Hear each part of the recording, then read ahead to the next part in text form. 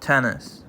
It's one of the most popular sports in the world, with over 100 million players.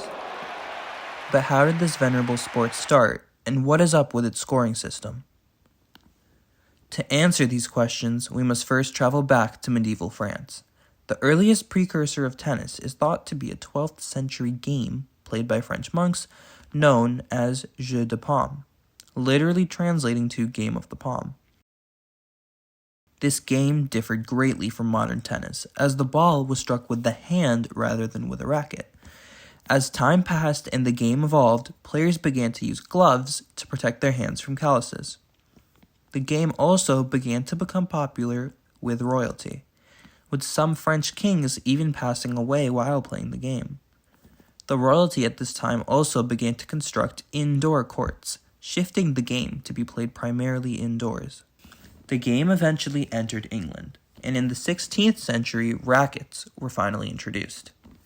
English King Charles I had a court built in 1625, which still exists today at Hampton Court Palace. This 16th century version of tennis is actually still played today, and is known as real tennis in England and as court tennis in the US.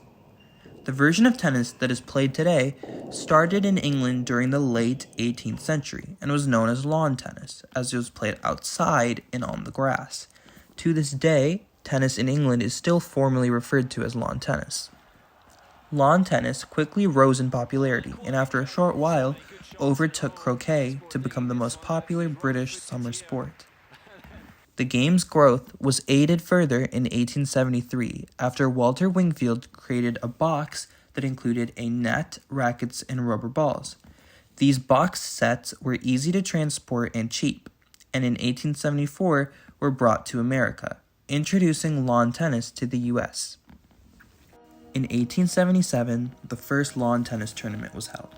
It was organized by the All England Lawn Tennis and Croquet Club at Wimbledon, a London suburb. And Wimbledon is still held every year. 15, 30, 40.